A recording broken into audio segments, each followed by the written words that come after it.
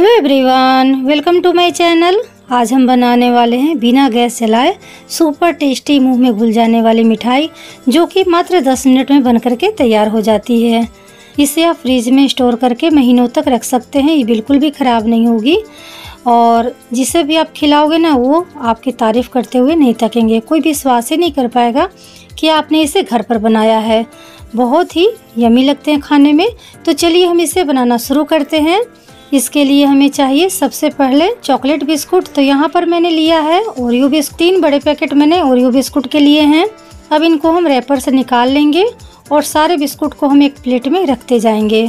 तो यहाँ पर देख सकते हैं कि तीनों हमने बिस्कुट को एक प्लेट में रख लिया है।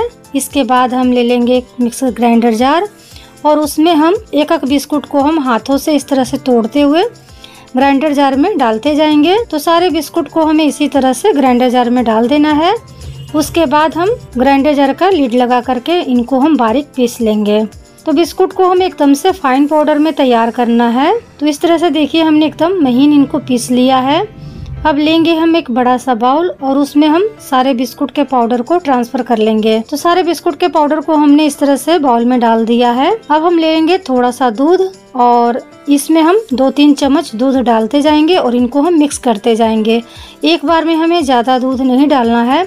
दूध हमने पहले के बॉईल किए हुए रूम टेम्परेचर का लिया है और अगर थोड़े बहुत चंक्स रह भी जाते हैं बिस्कुट के तो वो हाथों से इस तरह से मसलते हुए हम इनको चिकना कर लेंगे। तो यहाँ पर देख सकते हैं कि करीब 3 से 4 चम्मच मैंने फिर इसमें दूध डाला है और ये अब डो फॉर्म में आ गए हैं। तो हमें इसका एकदम से सॉफ्ट डो तैयार करना है। तो सारे बिस्कुट को हमने इस तरह से देखिए मसलते हुए इनका डो फॉर्म में तैयार कर लिया है। अब इनको हम एक साइड कर लेते हैं। तो डो को हमने ढक करके छोड़ दिया है थोड़ी देर के लिए। तब तक हम इसके लिए स्टफिंग तैयार कर लेंगे।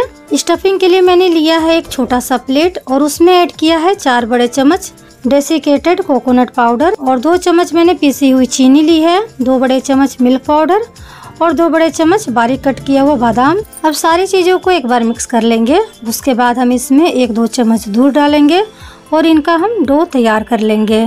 तो इसमें भी ज़्यादा दूध की ज़रूरत नहीं है, बस 2 चम्मच ही दूध हमने इसमें डाला था और जो इसमें हमने पीसी हुई चीनी और मिल्क पाउडर डाला था ना, उससे ये अच्छे से सॉफ्ट डो तैयार हो गए हैं। अब इनके हम छोटे छोटे बॉल्स तैयार कर लेंगे। तो इस तरह से हाथों में छोटे छोटे बॉल्स लेंगे और इनको हम चिकना तैयार कर लेंगे। तो सारे बॉल्स हमारे तैयार हो गए हैं। अब इनको हम एक साइड कर लेते हैं और जो अब हमने बिस्कुट वाले डो तैयार किए हैं उसको हम इस तरह से हाथों में ले लेंगे थोड़े थोड़े बॉल्स और इसको हम एकदम चिकना कर लेंगे। तो ये मैंने थोड़े से बड़े बड़े साइज में बॉल्स तैयार किए हैं। जिस तरह से हम लड्डू बनाते हैं ना, उसी तरह से मैंने इनका साइज रखा है। तो एक एक करके मैंने यहाँ पर देखिए सारे बॉल्स को तैयार कर लिए हैं और अब हम इनमें स्टफिंग भरेंगे। तो उसके लिए हम लेंगे एक बॉल्स और उसको हम हाथों में इस तरह से बीच में जो हमने बॉल्स तैयार किए हैं ना व्हाइट वाले, वो हम डालेंगे और स्टफिंग को हम इसी तरह से चारों तरफ से मिक्स करते हुए भर देंगे। तो इस तरह से बहुत ही आसानी से ये चिकने तैयार हो जाते हैं। तो स्टफिंग को हमने अच्छे से भर करके इनको हमने तैयार कर लिया है और इसी तरह से हम सारे बॉल्स को स्टफ कर लेंगे। तो यहाँ पर देखिए हमने सारे मिठाई को बना करके तैयार कर लिया है। अब बारी आती है इनको डेकोरेट करने के लिए। तो यहाँ पर मैंने रंग बिरंग के स्प्रिंकल्स लिए हैं, जो कि खाने में भी बहुत ही ज़्यादा मीठे होते हैं और देखने में भी बहुत ही खूबसूरत होते हैं। तो यहाँ पर हम एक प्लेट में स्प्रिंकल को इस तरह से डाल देंगे और उनमें हम इस तरह से बॉल्स को लपेटते हुए सारे जो बॉल्स हैं उनको हम डेकोरेट कर लेंगे। तो बहुत ही आसानी से ये चिपक जाते हैं बॉल्स में और इसी तरह से हम सारे बॉल्स को रेडी कर लेंगे। तो ये लीजिए हमने एक प्लेट मिठाई बना करके तैयार कर लिए हैं। देखने में बहुत ही खूबसूरत लग रहे हैं और खाने में भी बहुत ही ज़्यादा टेस्टी लगे थे।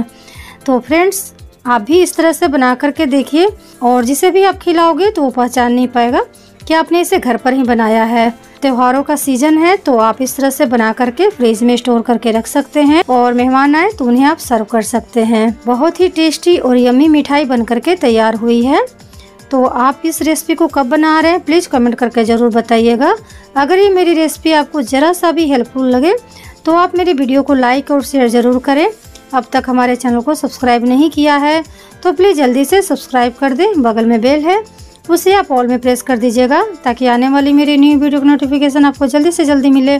अगर ये मेरी वीडियो फेसबुक पेज पर देख रहे हैं तो उसे लाइक और फॉलो करना ना भूलें। मिलते हैं आपसे एक और नई रेसिपी के साथ। तब तक के लिए बाय बाय।